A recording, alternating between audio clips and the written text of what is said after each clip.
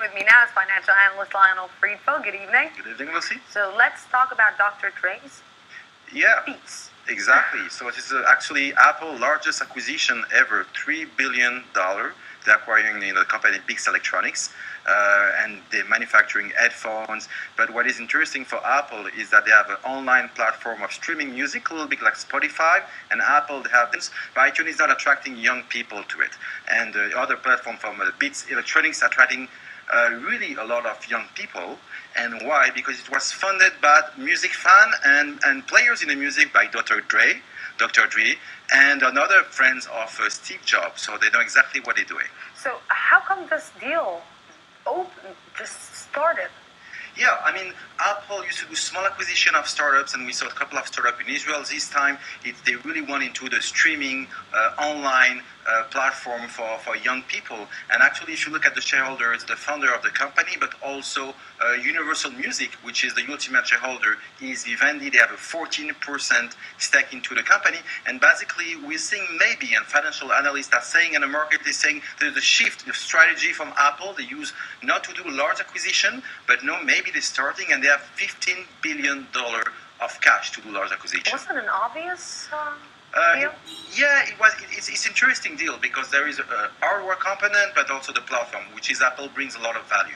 Yes, definitely. So now let's move to World Cup and the way that you can predict, economic analysts can predict what will happen in the World Cup. Exactly. And Actually, who will win? I need to know that.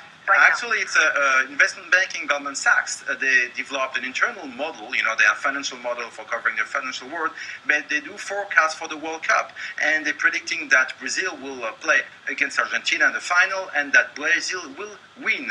And they give probabilities, to each game. So Brazil will have 48% percentage of winning the World Cup. Germany is 11%. Spain is 9.8%.